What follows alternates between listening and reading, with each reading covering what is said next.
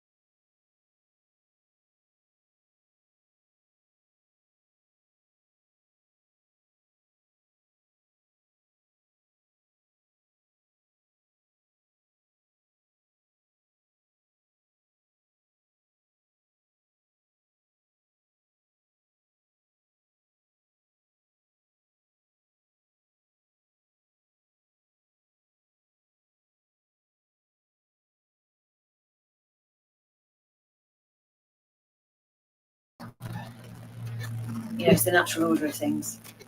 And I've done peacekeepers training, which is all about natural law and common law. Yeah. And I'm actually part of potential. Well, it's a community where I've been asked to be on expressed by the trust, and we're using something which has been created called tripartite altruistic economics, which is founded on the principles of natural law. Yeah. So, and I just feel, I don't know who said it, but I agree. I need to. It needs to be completely under my skin because I know it, but I want to sort of immerse myself, like you said, Andrea, in it, so I can live and breathe it. Because I think I've been programmed by a lot already. You've been programmed. Well, by our culture, by the narratives, and so it's going to take a while for me to really embody it. For it to be in my bones, if you like. Although I also intrinsically know it. Because it's the right order of things. It's that sense of where my rights end, the others begin. Yeah. Okay. Do you know how? Yeah. Okay. Does anyone else feel that they've been programmed by culture? Yes. Yeah. And it's hard to know like where that begins and ends, right? That's what the nature of programming is, that it goes in conditioning is that it goes in and then it sits there and it's you. It's your thought, it's what you think, it's what you believe. Does that ring true? Because otherwise you just discard it, right? You just say, I don't need that. That's not true. But it's attached, it sits there right in our being, or our minds at least, and influences our behaviour. So conditioning influences our behaviour because it influences our thoughts. It shapes our thoughts and then leads to actions. Right? So if we want to really engage with what we can do with this glorious life, then we need to consider, I would say, like, it's what we think that is in a way the primary thing to focus on. Because if we're thinking thoughts that are conditioned, that are put there, however deliberately or not, by other people, by other forces, they're going to sit there and they're going to be us. They're going to determine what we do and determine what matters, and therefore what matters, what turns into matter, what becomes real through our actions. So the study of natural law is about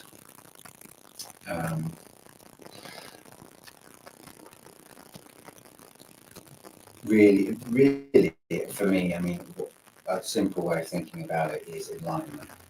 So this is really obviously more from the sort of Buddhist tradition. I was practiced Buddhism for a long time, and it's but it's a language that people understand, and it's all obviously the same thing. If you're talking about truth and reality, then you can look at it through any lens, and it should correlate, it should resonate. Right? If it's true, it doesn't matter what lens you look through, it's going to still hold the same truth. So we can look at it there's a more of a Western approach, which is I now sort of embrace more because it's more familiar to me. But the sort of tradition of Buddhism that I was following is completely aligns with what I now understand as natural law. And so through that lens, which they talk about enlightenment, and the Buddha was very clear that even 3,000 years ago, it was a deluded age. So what that means, and you could argue that means an age of conditioning, really, to refer back to conditioning. You know, either our thoughts and our perceptions are aligned with truth, or they're, you know, they're put there, and we take beliefs on, and that's how we create our sense of reality. So if everyone is in this conditioned state, they're not actually what, of course, everyone ultimately is in connection with reality, but there's this kind of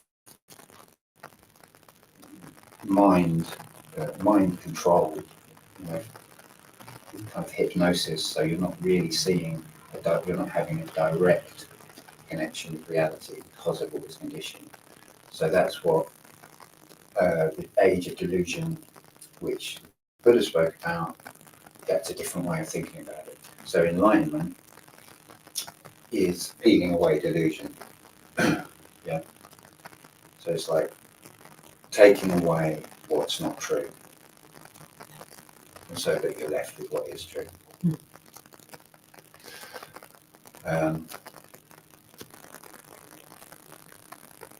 So what's important?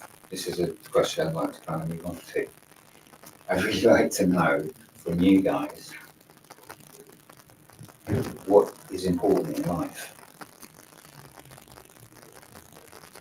Because otherwise, this is a kind of, it's an academic exercise, right? So, oh yeah, we can talk about reality and reality, blah, blah, blah. You know. But there's something more. It's not just about that. It's not just about ideas and understanding for its own sake. Philosophy, you know, love of knowledge is one thing, but why? Sort of thing. That's the. So I'd like to know what you guys think is important. Love and connection. And so, Freedom to be who we are.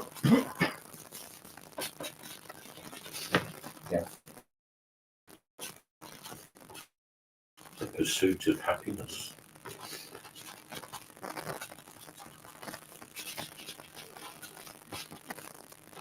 Sovereignty, self-governance, self-leadership. Sovereignty. Sovereignty. Well-being of myself and those close to me. Yeah. All of that, and like peacefulness, sense of peace. Yeah. Yeah, sense of peace, not peacefulness, sense of peace. Justice and equity.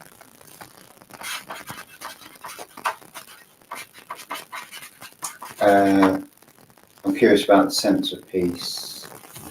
Could you elaborate on that a little bit?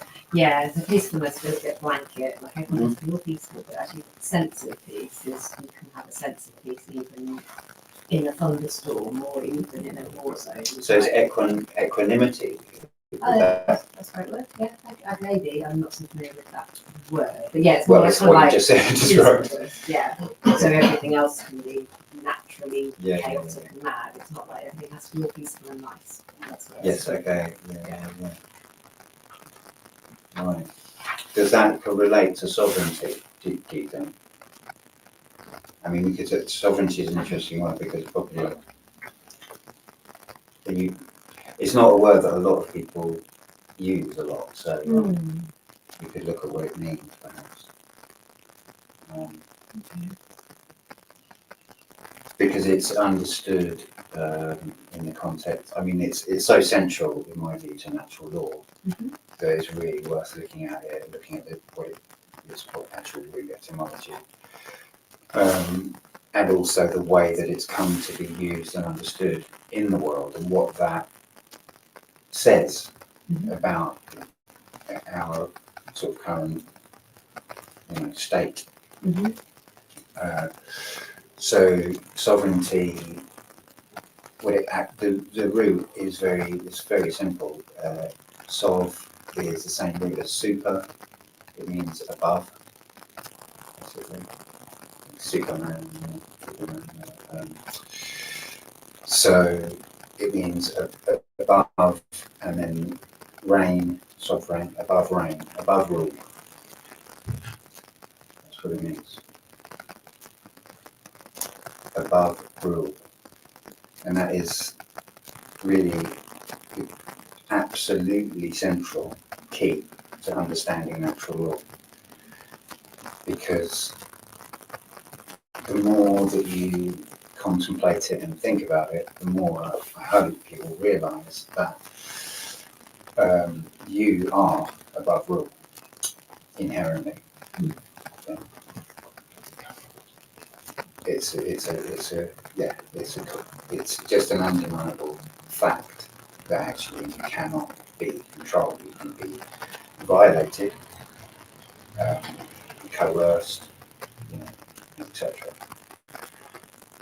But rule is something that we submit to.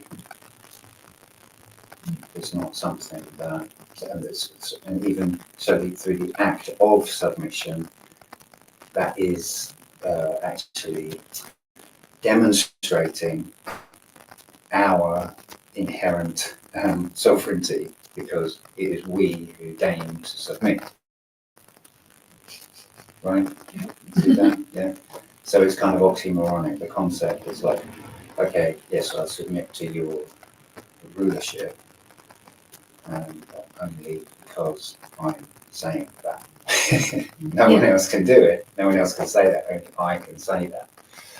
Yeah. So it's a sort of contradiction there. Sorry, there's something to say.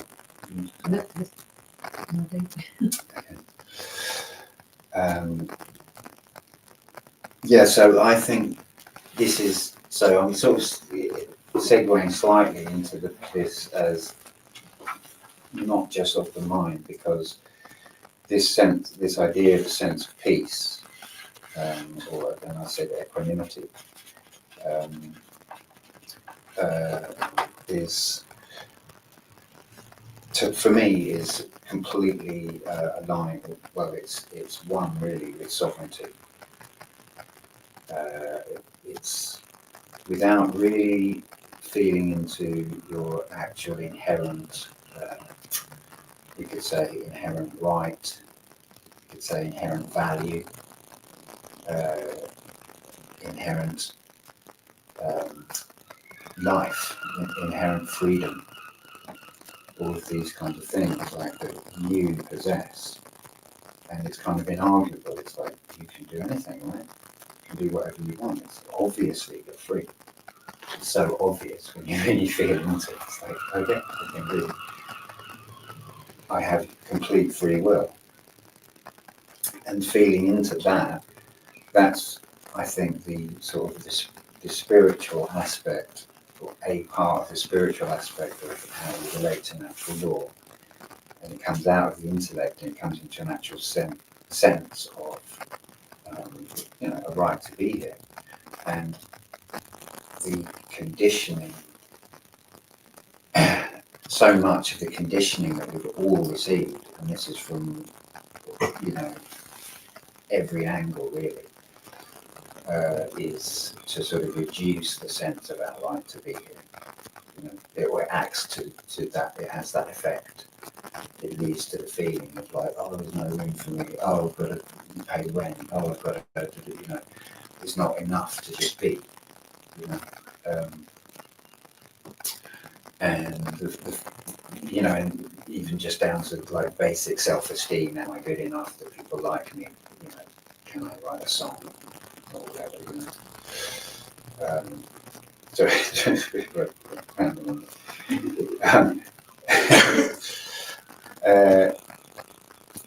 yes. So, looking at the sort of, or thinking about, well, actually, does anyone have? I think everyone said more or less something about what's important. Did we feel that we covered that? Anyone want to contribute? Okay, because there was something missing for me there. Huge, huge, huge, huge word that has to be there for me, and that's truth. What's important? Truth. You know, and in a way, it's like, what's, yeah, well, I don't know.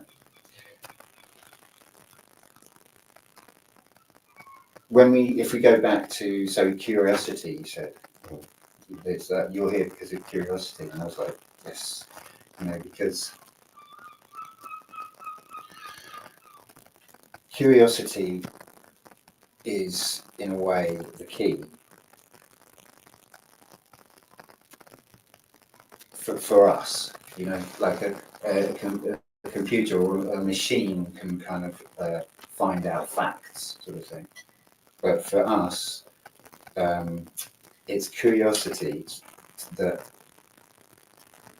basically leads us towards truth. It gives us this internal kind of compass, or that's really in the heart. It's like, well, it actually comes down to care. Care for truth, care to know the truth. The you know, it's so probably most of us have seen The Matrix, and the guy that wants to stay in the Matrix in his imaginary state, right? He doesn't want to know the truth, or even he does know some of the truth, right? But he wants to go back. It's more, why? Because it's more comfortable. It's way more comfortable to sit in a restaurant eating a steak, like that kind of thing, than being in the grotty ship in that, you know, or the real world in the Matrix, you know.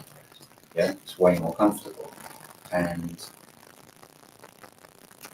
in the search for truth, it's the same. Like any search for truth brings discomfort,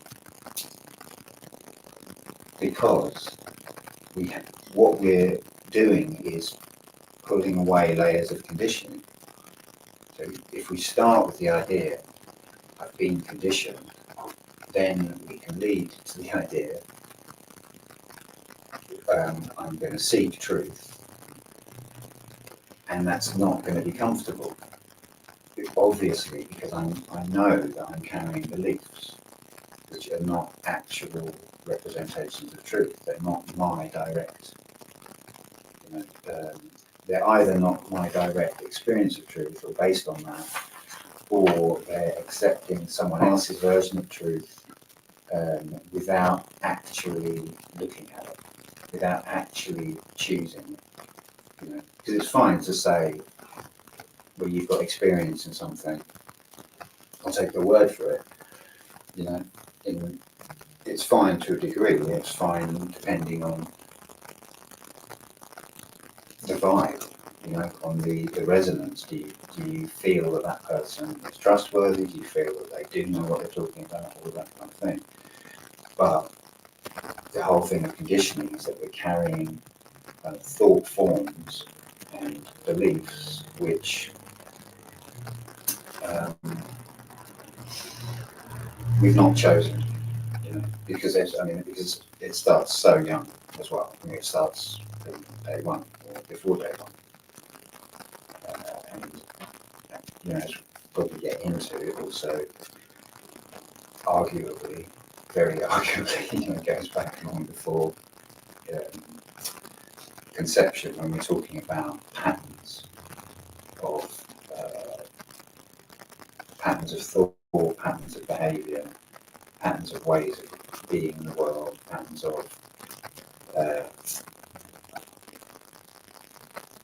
feeling, even, because thought carries feeling with it. So the feeling of being inadequate, which is, you know, a huge part of our conditioning, and which renders sovereignty as this kind of alien concept. Really. It's like, well, how can I be above rule when kind of so clearly being so clearly limited in my actual freedom in the world.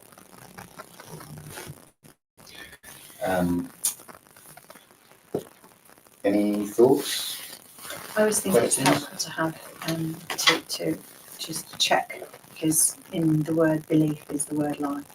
Mm. It's sort of embedded within it, Mhm. so it's kind of, it's almost obvious Yeah. that I need to challenge those beliefs. Yeah. Constantly, actually, because there's so much that we need to unlearn. We're on the path towards, connecting with the universal truths. Yeah.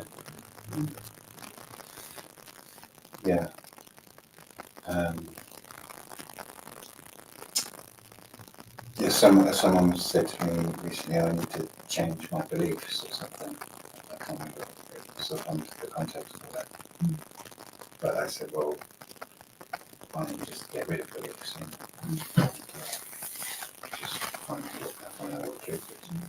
We've been so conditioned to ignore that knowing there, haven't we? Yeah. But through, as you said, going back and probably through ancestral inheritances, where there are certain mantras that are passed down through the family of the way we should be, the way we should behave.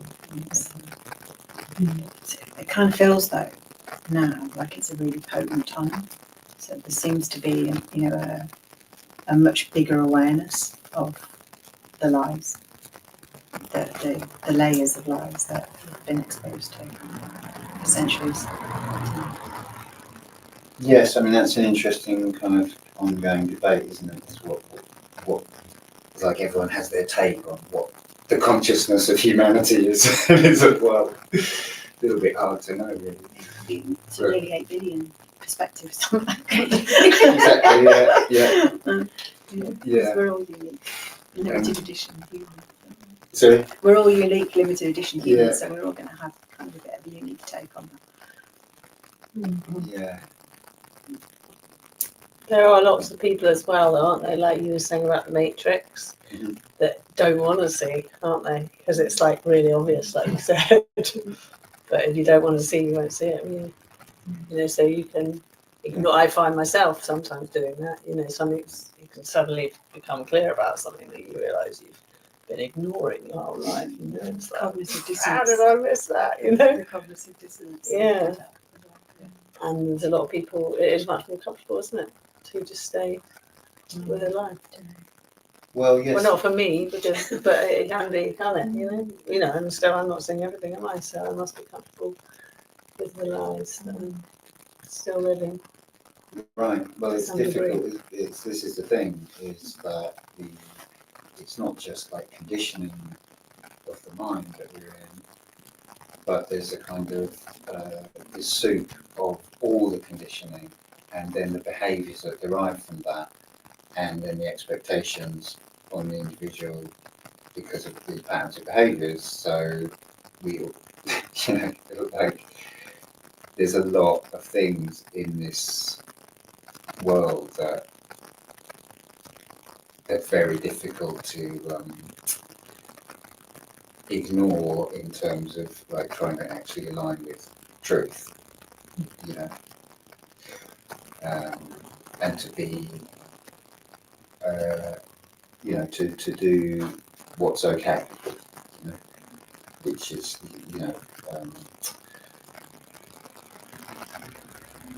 another way of putting that obviously is right action.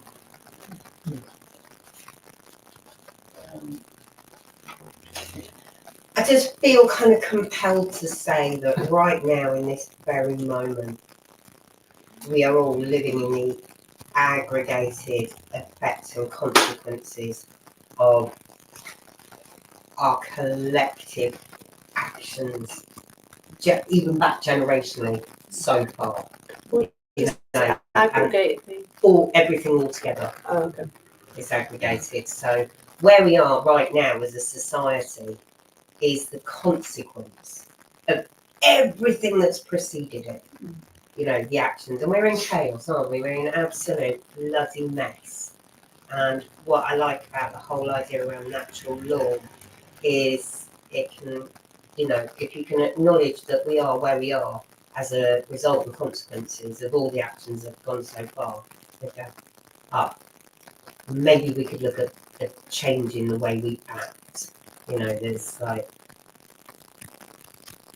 yeah, I just felt like I really wanted to say that. Yeah, that's right. I quite often wonder. So one of our catchphrases here is to make space where we can talk about how to create society. It's kind of great, it is. But yeah, it's like it feels like there is a natural impulse in the human species to be social, to create society, and therefore this is kind of just where we've ended up over a really, really, really long time, with some very clued up influencers taking advantage of our natural propensity to want to form ways of relating and stuff. So that's in my head. It's like, how do we do it differently? Like we can actually make a choice. We have a choice. That's back to the topic, isn't it? And then the thing that I'm curious, I guess the question in that is how woven in is this? And how, I don't know how much you can get to in today's chat, but is it literally wired into our very threads of our body? I mean, there's genetic memory and all that kind of stuff. But how easy is it for me as a single human being who might be around for a couple of decades to unravel this stuff? Yeah, because is it actually literally bedded into my cells? It's in DNA. Yeah. It's in our DNA. Yeah. Exactly. Can I quote someone? I don't even know who I'm quoting. Well, I'm quoting the person that told me that she would say in answer to your question, and it's from a book, but it really resonated with me, that it's like crossing a chasm of fire on a bridge of hair. Yeah. So not that easy, but possible. At least you can be aware of it. I think energetically it's possible to heal forwards and backwards. Okay. And actually, because of the work I do, I'm witnessing that actually in real time, that people are wanting to do that to heal the programs from their ancestors, which is quite profound. And that sense of it stops with me. Yeah, and there are loads of people doing it. I know a lot of people who have completely disentangled themselves from their whole condition. Or they seem like, you know what I mean? They would never say that. So they are still, there's always, but they are free in the way that I would totally say. I think path is the inner spiritual journey for each of us, and if each of us does that. So just say that first bit. An inner spiritual journey. An inner psycho-spiritual. Of self-mastery, and going back to what I said about self-governance and self-leadership and self-mastery. And I think a lot of our preceding generations have just not done that. They've gone through all kinds of traumas. There've been pockets where there's been a bit of an awakening, in all kinds of parts of history. But it feels really quite potent now. Well, I suppose to go back to what you were saying before about this, the zeitgeist. This is the global age. As far as we know, really, the first global age that has anything like this level of connectivity. So we have that comes with a negative and a positive, and so I think it's certainly true, that there's obviously the amount of information that's available at the click of a button is it's mind-boggling, which is perhaps the problem, a problem, because discernment is needed, and part of our conditioning is not actually to practice discernment. So we've actually learned not how to think, how to not think. That this is the thing about conditioning. It's not just like beliefs. It's like how you even approach things, how you like this example, like how you approach trying to understand something. Is there's kind of inbuilt laziness. We want someone to tell us. We want it to just be like the thing that everyone else. I think it's inbuilt apathy. I don't know about laziness. Inertia. That's the word Yeah, I was yeah, thinking. yeah. Inertia, apathy. Yeah. But that's how. Sorry. It's too comfortable. Yeah. Yeah. It doesn't matter how bad we think we are being treated at the moment, and I think a lot of us would say that in some respects treated badly, but we're still far, far more comfortable than probably we ever have been in the past. Right. So And this is globally, old phrase, cliche, but in many respects, we don't know we're born compared to other parts of the world. And so, why investigate? Why delve too deeply? Why intellectualize it? I think that's the danger. People, you could say to someone, the sovereignty, you are above reign, you are above the law. And one, they wouldn't know what you meant. And secondly, so what? I'm quite happy, in inverted commas, as I am. And I think also there's so many people that are like just overloaded, aren't they? Just like they don't have the capacity because just putting one foot in front of the other in the life that they're kind of trying to live is enough, So they don't have, they're just so knackered at the end of the day that all they can do is watch TV and just be reprogrammed. Rather, the idea of coming out and thinking about stimulating your brain at the end of the day, it's just too much, I think, for a lot of people. It's not people just struggling with one thing or another, health, finances, debts, all that kind of thing. Right.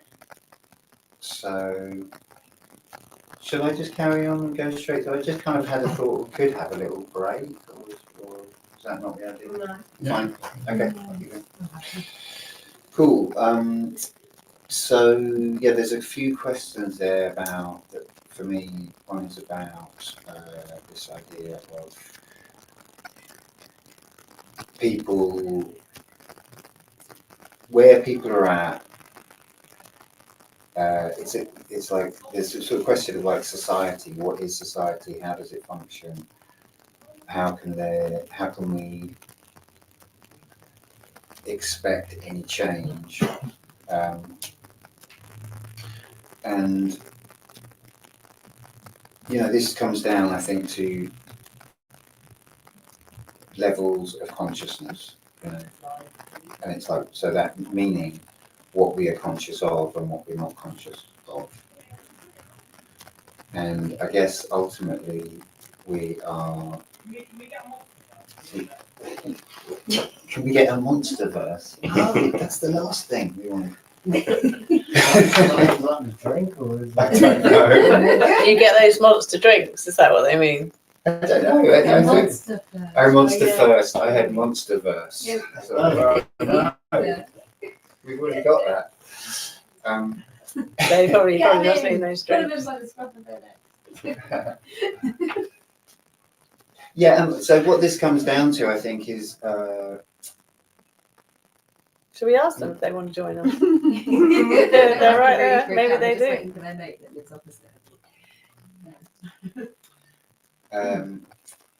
is the life state of the individual, and actually sort of acknowledging that. So the reality is that we all 8 billion of us have completely different karma, completely different character, completely different, there is all this programming, but we're also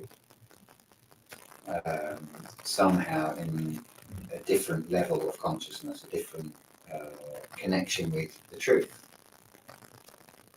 a different sense of longing for truth. And that's kind of what we're talking about. So when we look at this, conditioned world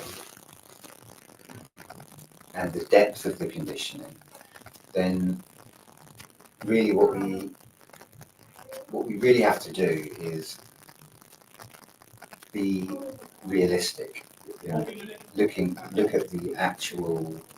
Sorry, I'm going to put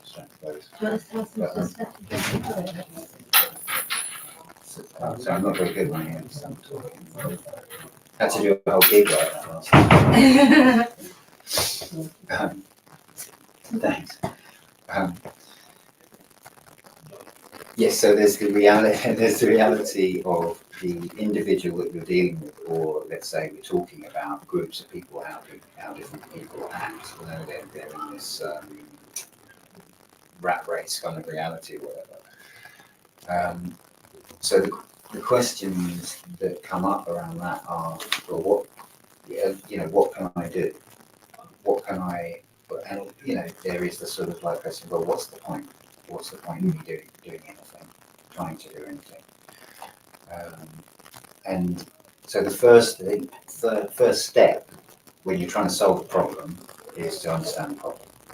Right? So that is looking at what I would call, I mean, we've been talking about it already, but I mean, it's a really, really, it's a dire state. The consciousness of humanity collectively in the aggregate is in a dire condition.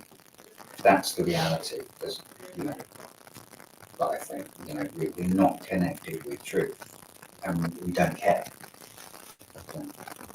I say we, meaning the collective, the 8 billion. There's not enough care for truth to actually understand reality. And so the only solution to that is to basically do what I'm trying to do now. That's why I'm here, because even though it's a terrible,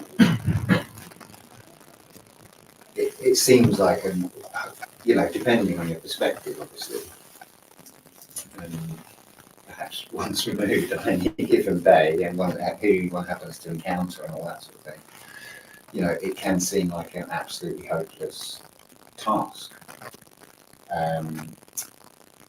But it's that actually doesn't matter, because if you understand cause and effect, which we haven't spoken about. I mean, the thing is, there's so many levels, and it's been great to have this kind of like, to bring your different perspectives in, but to bring it back down directly to natural law. We started with this: what's okay and what's not okay.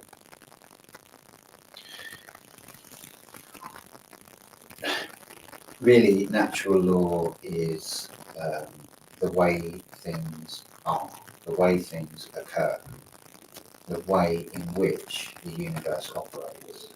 That's one way of thinking of it. Mm-hmm. So it has certain qualities, and certain things lead to other things. And within that, we fit into that with free will. So we have free will and consequence. Right? That's basically what natural law is. So in a sense, this what's okay and what's not okay. In a sense, you could argue that that's a point of view, because actually, from a natural law perspective, it's not really okay or not okay. Natural law isn't the guy in the sky. telling you this and that. Natural law is just simply the process. So if you what's the phrase? Was it play stupid games, win stupid prizes? Yeah, that's another way of thinking about natural law. There's so many different ways, right, of thinking about it. Go ahead. I just wanted to say one of the things that I really liked when I first came across natural law was the idea of having free will to choose. Like we've got free will to act, but we have no free will around the consequences of our actions. So it's that we have the free will, but the natural law goes, well, you can never choose on how you put yourself in the world, but how the world reacts to that. You have freedom of choice, but not freedom from the consequences of those choices. Yeah. And there's obviously ways in which we can obviously see these patterns in life, but there's also a sort of factor which I think in the sort of the kind of when karma became, presumably in the last, well, certainly over the last century or whatever, the concept of karma kind of came to the West and people sort of developed this understanding of it, which was kind of unfortunately, I think, a bit limited in the sense that people tend to think of karma as referring to personal karma, which is in the way that you've just, in the way that you've just described it. You do, well, what I just said, play stupid games, win stupid prizes, or play cool games, win cool prizes, or whatever it is, It's, lost my train of thought.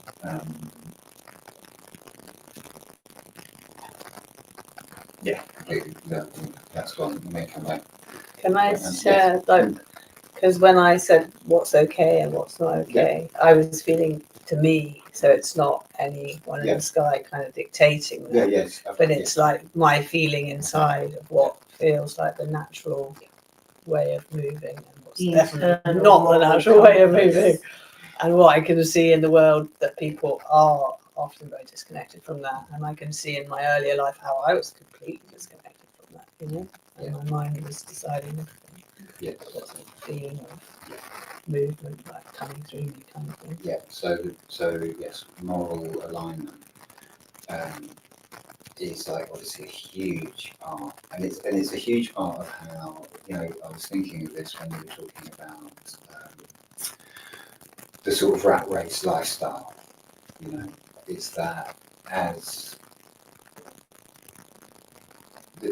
people that I know that are sort of on the, let's say, natural law kind of path, they naturally find other ways that are not that, because that is not aligned. What you described, it's not aligned with a healthy existence, a natural existence, a natural way of connecting with people. So really, it does come to this sense of peace and this well-being.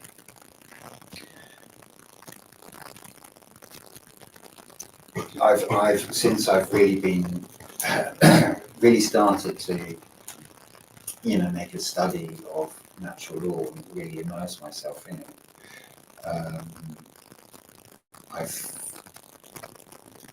Things have shifted naturally around me. Partly, it's hard to know. Partly it's through my own choices, my clear decisions that I've made. Partly it's the responses, how I respond to different opportunities or negative things that might happen, or perceived that I might perceive as negative, or not necessarily. It's kind of I've become noticeably what's the word I'm for? Just quicker on my feet, responding to life and in a way that things kind of actually seem to work better.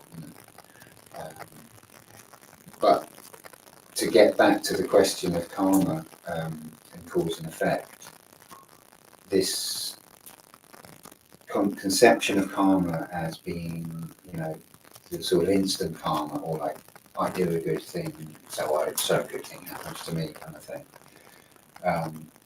It's you know, everyone can see that there's something else going on. You know, it's not that simple. It's not that you do one thing and the same thing happens back. You know, it's not, doesn't work like that. So how does it work?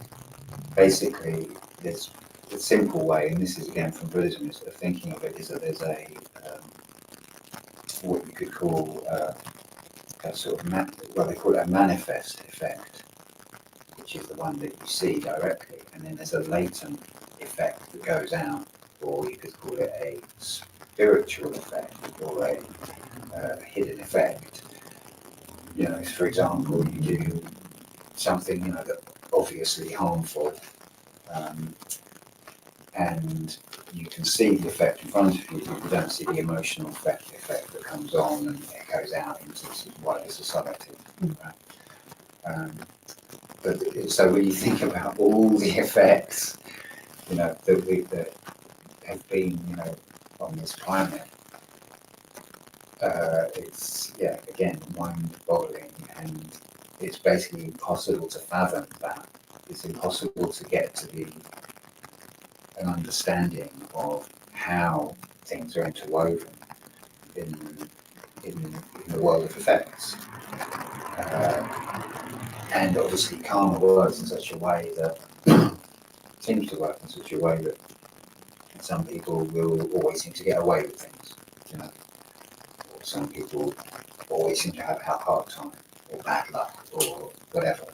You know, it's like karma is not as simple. It's not a blank slate. Like there's stuff coming across. It's kind of chaos, and this is why this concept of the aggregate, you know, thinking in terms of the aggregate karma, that's really, really key, because that actually shifts this concept of cause and effect. And it makes, you know, if once we sort of start to think, well, actually I can, you know, in my limited way, I can actually choose, you know, take on consciously, say, well, actually I can have some responsibility for the aggregate karma, right?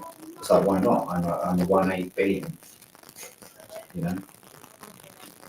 So that shifts the kind of perception potentially to sort of like into this more, the positive side of the globalization, let's say. Yes, to sort of say, well, even in this, you know, dark moment, extended moment, long extended moment, what choice do I have? Well, I either go to sleep, I either say,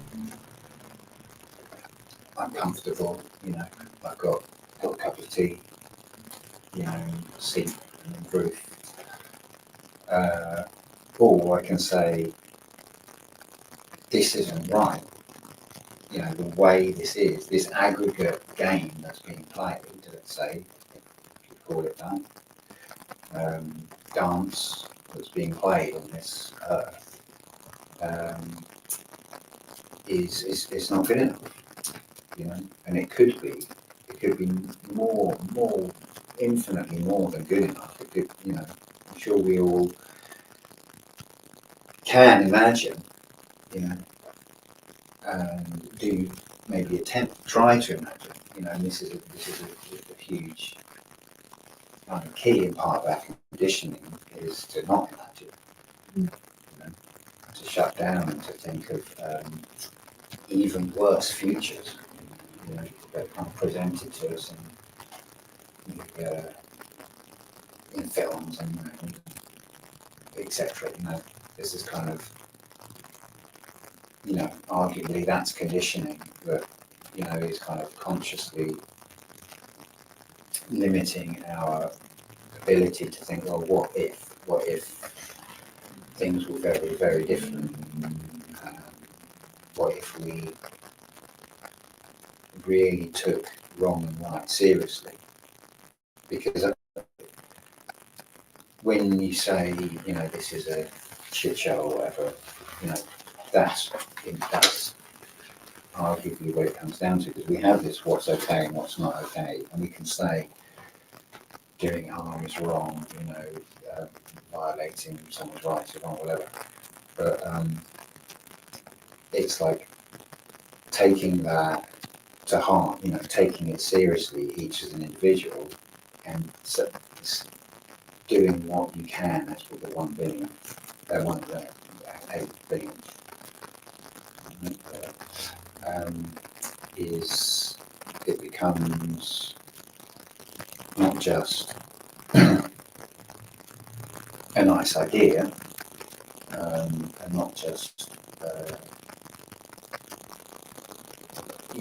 something that's sort of an option. That actually, the more that you feel, that for me, the more that I feel into this, it becomes an absolute moral obligation, and that's from.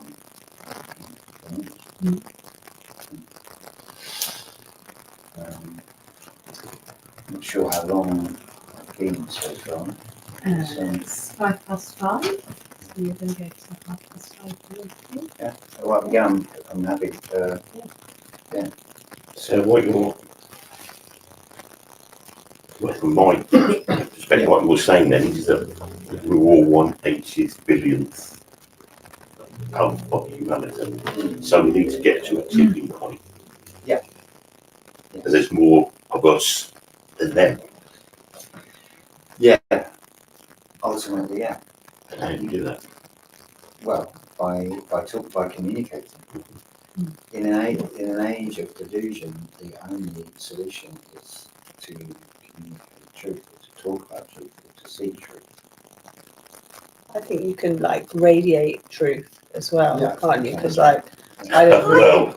Well, Yeah. I don't really talk about actually. truth, but I I'm not teach sure yoga, you do agree and I that at all, feel people but there get an you go. experience of a deeper truth in my classes. So I do talk a little bit, but not in the same way that you do. But they often just have an experience of deep peace, which is then something that from there wisdom comes, doesn't it? That's where natural law is just really obvious, isn't it? Yeah. And that's a really good example. I'd like to try and think of tipping 8 billion people is impossible. But you can tip your own little gang. Oh, yeah. Your own little stuff. You can make little bubbles of tipped people. And I like that 100 monkey story. Like it was only one monkey had to wash his banana. Have you heard that story? Yeah. There was one banana that had. Yeah, sweet potato. When I've heard it with the banana as well. Yeah. Well, those people in And then all the other 100 kind of did it, So Well, those maybe we people don't in need, South we just America- need 1/2 billion. Exactly. We're so connected. So those people in your class, they've got their own gangs, you've got their own gangs, you've got their own gangs. Fractals, isn't it? Yeah, so for me, it was really lovely to hear you say that one of the reasons you've got this space was to create the space where we could talk about doing things differently. And for me, driving social change is a massive part of who I am and why I'm here. I know it is. I feel it in every fibre of my being. Or just to create a more loving society, one where people are actually free to be able to be themselves and to follow their inspiration and to follow their heart's joy. And what stands in the way of so much of that is the freaking conditioning of the land was enclosed quite some time ago, so we can't live on the commons for free. I mean, I'm still a bit pissed off about that. It was a long time ago, but I'm still not happy with the Enclosures Act. We just almost like the brain condition. So I'm really, really conscious of the social conditioning around the idea of work. Well, you've got to go to work. And it's like, well, what, a job? What's a job anyway? And if we could just be allowed to follow our heart's inspiration, and people will do things for each other, and we could have a society that's just built on people's aspirations. But unfortunately, we've got so much trauma in our society, and people feeling not good enough that they need to do something to show off or feel bigger and cleverer than the other person, and you know, and we've got bloody psychopaths running the world, and that behaviour has been taken on. You know, oh, you want to be successful? It's like, no, what's successful? You know, this idea of aspirational.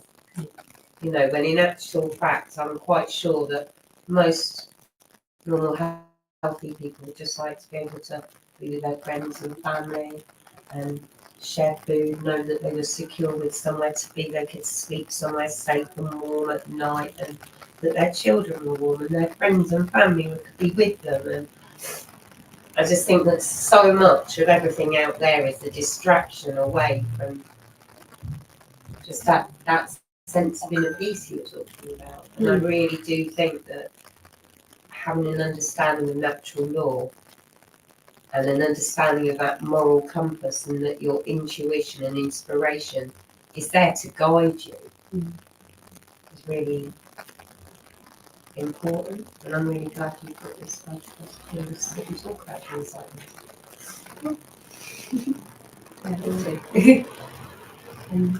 The fox and the rabbit don't have mortgages, do they? You know. It's a Jesus quote, isn't it? Isn't that in the Bible? Oh, channeling Jesus. I don't know about mortgage, I don't know. Something like that. I don't know if they have Only boxes man. over in the Middle East. Oh, No, but I think it is in the Bible. I'm pretty sure. but they don't, do they? And you know, we've got so far away from being in harmony with creation, with the wider creation, and they've got so much to teach us. You know, the tree, the river. It's extraordinary how far we've got away from the natural order. And People that's don't. reminded me of a specific question I was going to ask you about this free will and choice thing. I've had it trickling in about that actually humans are the only species that have free will. Is that true? Well, I don't know if there are other species that are. I mean, on this planet, Right. doesn't even necessarily other planets. Yeah. So Well, here on Earth, we're the only the species sort that of- has free choice. Free will. Yes, basically, yeah. That's my understanding. Yeah, my understanding as well. I was just reading, I can't remember where I read it, but recently, so you've taken 8,000 lives to get to become a human being or something like that. Because it's a Or massive- 800,000 lives, that's what the Hindus would It's a say, yeah, massive 800,000 responsibility, lives. Just to get, and then the intellect, then you have intellect and they're able to discern Yeah. what's okay, what's not okay. I wanted to just throw in it's a brand new thought this is helping to help me think about and test it out. But you talk about the karma thing. So my understanding is that karma as a philosophy or understanding of the way of the world was way back that they started writing about this stuff and thinking about this stuff and writing it down and first learning it. So potentially when things were a little bit more natural, law based. So I'm curious about the risk of trying to fit a karma lens onto a Western Christian way. We have 2,000-3,000 Christianity here, which is very controlled in a different way.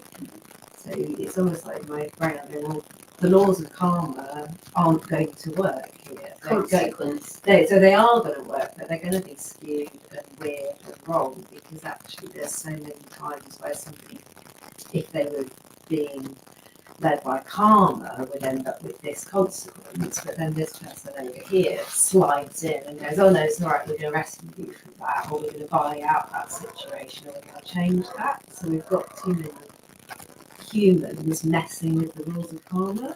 But if they're all Do you see part what I of the mean? laws of karma, Yeah, yeah. And if we only had one life, you could say that makes sense. Going, but it's not like a nice smooth calmer journey. It's really messy because we're calmer as a force we go here. It's like, oh god, oh god, oh god. But maybe that's all part of the But that's the There's chaos. aggregate, that's the aggregate, you know, everything rolling together, talking about the aggregate consequences of things, you know, like when I came, when I said, you know, we are just sitting here as the aggregate consequences of everything that's happened to date, you know, so for me, when I'm listening to you talk like that, I'm thinking karma and consequence are actually pretty hand in hand, you know. Yeah, And nothing exists in isolation. Yeah. You know, we are absolutely in relation to everything that's going on. And karma means action. Right. Basically what it means. So other sort of conceptions of it as, you know, religious or ideological. Oh yeah, it's not or to do anything, is it? It just is. Yeah, Yeah. Okay. yeah. But so this is interesting.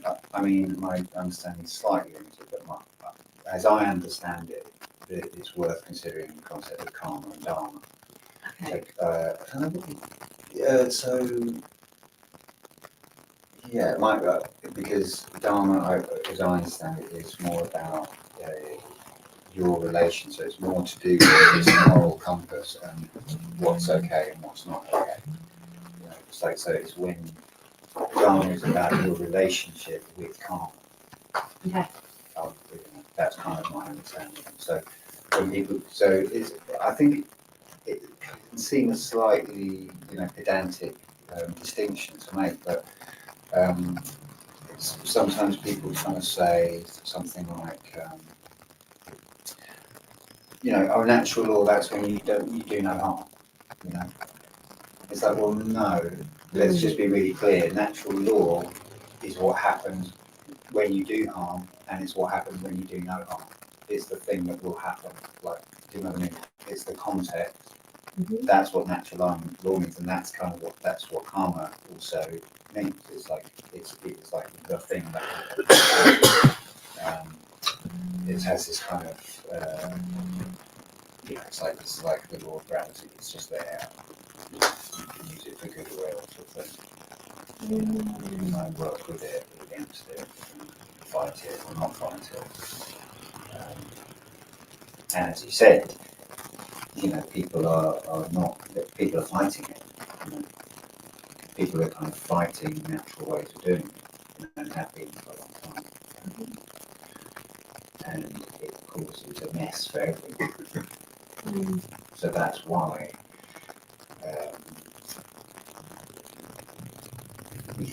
that's why I'm drawn to talk about this, you know, is why it's able, because it's, you know, that's the only thing I can do. Is it another semantics moment where they have mixed the word law, where they actually mean rules? Yes, completely. Yeah. So law is law, LORE is law, like just the way it is. Natural law is the way it is, rather than law like we understand it in this world. Yeah. Rules. Judge. Right. Yeah. Yeah. Yeah. Oh, completely. Yes, it's complete. Theft of the word. You know, like trying to use it. I didn't just reminded me, which I kind of can follow that tangent on sovereignty. With sovereignty, that we understand it is this person that is ruling over us, you know, or like the state, the sovereign state, you know, it rules over us. You know, it's given this title of sovereignty when actually the state doesn't even exist. Literally not a thing, it's not a being, it's nothing, you know, it's just a concept. So how can I have any sovereignty? I can have sovereignty. I can have as much value as I can generate, as much as I can create. You can have sovereignty, but the state, how can the state be sovereign? There's nothing there, there's no one there to claim it, there's no will. Isn't that what they say, like the king or the queen is supposed to do? Well, you know, but with this, I mean, yes. I don't know. I don't That's the agree sort with of- it. I totally gel with what you're saying, but that's what the king and the It's queen is something. for, isn't it? They're the one who rules. Who knows Well, yeah, best, but- historically, but obviously then this, basically they, I would argue they kind of realised, well, actually, why do I have to take all that stick? You know, I could just like put this. Basically, they invented corporations. You know, They also throw up That's- because they're ordained by God. It's not that anything, is it? So they're passing the power off even higher. It's God that told the king to kill, not this, not him. Oh, I didn't realise that originally. Oh God, yeah, it's this massive contract with God, Right. and they put the crown on the head of sovereign. What was that? The first king I declared that? don't know where it started. Because I thought it was just an inherited title. Well, the head of the It Church of is, England, but the sovereign. it's the God's bit in the church, which is the literal protected. Well, since Henry VIII. He declared the first king. Oh yeah, the Henry VIII did, didn't he? He was Well, he moved away from He Rome and decided a new church, created a so church. the Pope building. wouldn't give him a divorce. He said, "Sod that, I'll make my own religion." Yeah, I know. Well, And all of a sudden, it became the Church of Oh my England God, I as opposed to the saw- Church of Rome. I Yeah. saw a film about him. I don't know how I ended up watching this documentary about Henry VIII, but I ended up feeling so sorry for him. He was so broken. It's like, you know what I mean? He was obviously, his actions were awful, but you know, his suffering was just like, I was like, oh my God, poor man. No wonder he was like that. I don't think No, many really. people, We're all- we're all a product- Henry VIII. We're all a but there you product of go. our conditioning, aren't we? yeah. And I think that's Well, just exactly the where film, we're right? at. We are all a product of our condition. Yeah, you know, we And couldn't even there- end up- there we are, and we are so Henry- heavily. Yeah, Henry VIII was a young, handsome looking man, you know. And it was, oh my God. No, no, How no, would he yeah. end up What being went wrong? He was a monster, wasn't he? He was really screwed up. He No, was- apparently he was just, they were drunk all the time as well, you know. So he probably like gets his wife's head chopped off and then he'd be like, oh my God, what did I do last night sort of thing, you know, because they Going back to what you Yeah, said. yeah. So it's the God. They it's didn't the- drink water because it was dangerous. They used to drink. They showed. I saw. Beer. They showed this thing. They showed this shopping trolley of what Henry VIII ate and drank in a day, and it was just like loads of different types of meat and just like massive amounts of alcohol. And as you were saying, they're All all day. usurpers. You know, they're all this claim of sovereignty. So yeah, obviously it started with kings, you know, sultans, whatever it is, and different all around the world. There's been like that. That was a earlier version, and it's kind of faded because basically they invented corporations, and they were like, oh, we can actually just make the state a corporation. You know, the state can be a corporation. You don't need this person. Mm. You know, it's easier. It's just a more efficient way than you just have this thing that is called the state that everyone obeys and pays tribute to, and doesn't can never have a conversation with. You know. And then if you had a revolution, there's no one's head to chop off. Yeah, exactly. You're like, no, it's not my fault. Yeah. You know, it's completely nothing there.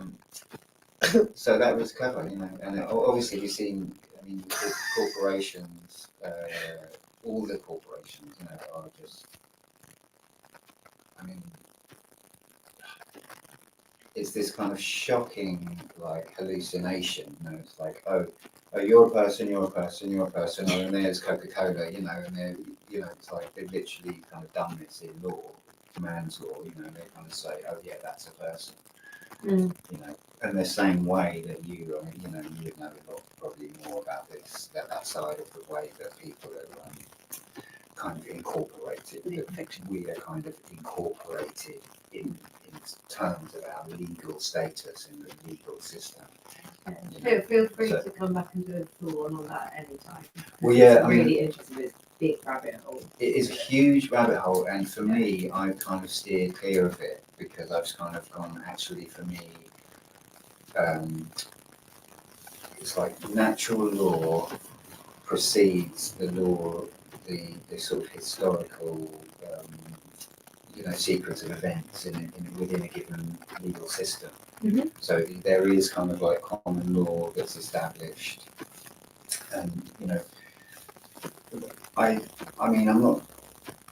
it seems to me that there are a lot of people, there's a lot of kind of debate and stuff around those questions around common law, which and kind of how to do things, and then people making claims and so I just kind of gone like, actually, I'm just going to like come back and just take a wider view of like what actually precedes man's law, you know, and so that, you know, really simple, it's just a very thing to do, and it's just, I mean, it's such an obvious thing.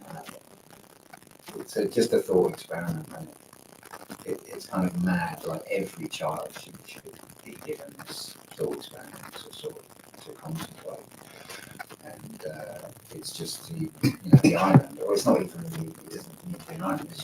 It's you and one person. Everyone else is gone. It's just you two. What's right and wrong? Wow. What right do you have? What wrong? What right don't you have? Start. That's it. Yeah. That's all you need to know about common law is right there. You know, right? You've got a conscience, so you know. So basically, any claim by any entity, whether it's one that actually exists, whether it's a human being, that doesn't align with that, is out of alignment with moral law. It's going against moral law. So you just use common law and moral law? Is this sort of ways of saying natural law? No. Common law is written by man.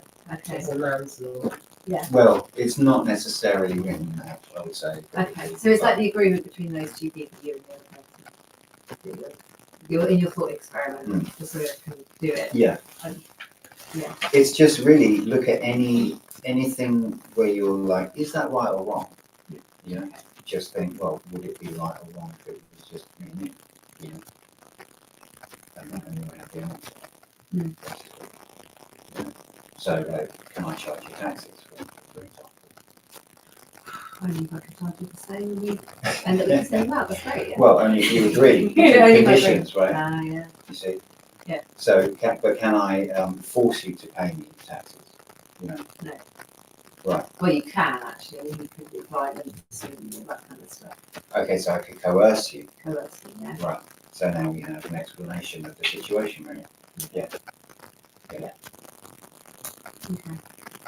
So it's like it's such a key to thinking, like, to just the simplicity of natural law, which we were talking about earlier. It's like we already know it, kids know it, it's conditioned out of them, and we've got to reclaim it, we've got to realign with it in our own actions, and then in seeking to influence others, and in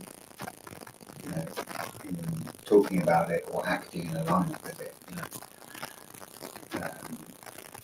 yeah, I mean, you can do a lot just by,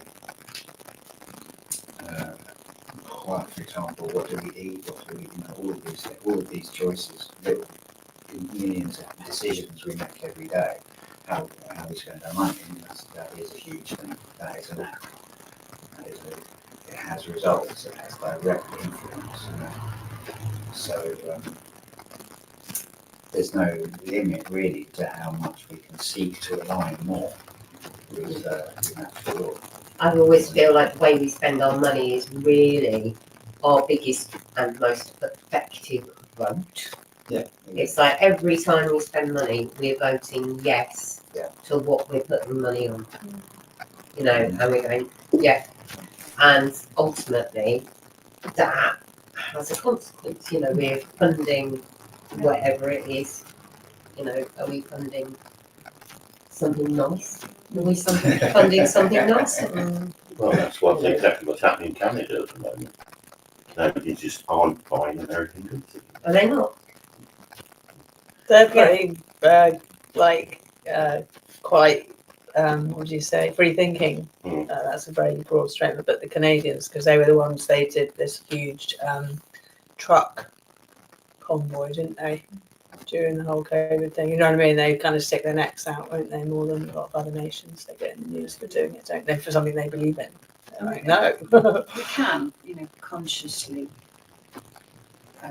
choose what we consume, can't we? Mm. And be Yeah, really, very much so. and you know, that sense of conscious non-participation. Yeah. In, Well, it's the same in thing the with ideologies. apartheid, wasn't it? People weren't buying South African oranges, things like that. And I think a really powerful thing as well, when you kind of said something about, I can't remember what, but kindness, isn't it? Just to be kind. Like people, it really takes people out of the kind of, like they're in their little individual thing where everything's a struggle and nobody cares about them, you know what I mean? And then they're short and you give them 10p or whatever it is, and then people, that kind of brings them out into a different, doesn't it? Like connection, possibility, out of a trance, just to be kind. You know, and then that sends ripples as well, Yeah. doesn't it? But not just from the person that you were kind to, but then that Everyone. might be them, so that their That's it. comes out there So and out can I there. put in a slightly off note or a different perspective, which is kindness is that, you know, certainly Buddhism they talk about compassion with a different sense than kindness. And what they talk of as compassion is like basically the action which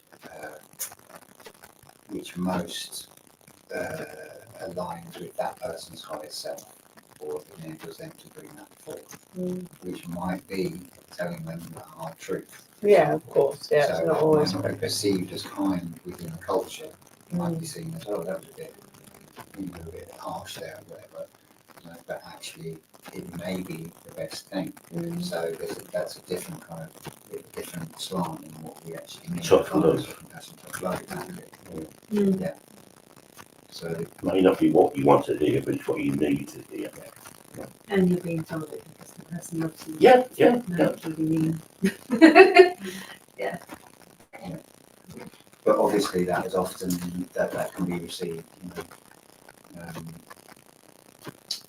basically not received, and that's good. That's pretty common. You know, that people see the message. It conflicts with their conditioning, you know, and their ego identification with who they think they are, you know, for example, and it just bounces off. That's basically what happens. You know. Or they can be angry about it as well. Yeah, or yeah. Oh yeah, all kinds of things. Mm. Or it goes straight in and then it triggers something, or the other, you know, trauma, which is, yeah, I had noted here trauma and also psychopaths were mentioned. I kind of linked them together, and I think bit of a negative to throw in the end, but I mean it's like this is the whole thing really, is to look at, you know. So I just mentioned the law of correspondence. So this is from the Hermetica, which a lot of people kind of relate to natural law. One of the Hermetic principles is the law of cause and effect. And there's a bunch of other, there's like 7 of them, arguably 8 Hermetic principles. But I won't go through them now, but one of them is I just said, Law of correspondence. the law of correspondence, also known around, you know, through many different sort of cultural traditions, philosophical traditions, as within, so without, or as above, so below. Yeah, so this is a really interesting thing to think about within the concept of within the context rather of natural law and the sort of workings of karma, you know, because that's why I connected when someone said trauma and then also mentioned psychopaths. You know, if we're looking at this sort of you know, unwell world,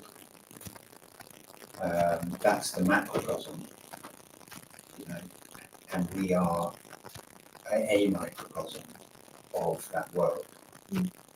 So if there are psychopaths sort of doing evil actions in the world, or let's say the very fact of psychopaths kind of says something about what's going on within us, right? Mhm. That's the sort of, that's what we have to kind of come to terms with if we think about this law of correspondence. The macrocosm is reflected in the microcosm. So trauma, you know, as I talked about, touched on at the beginning,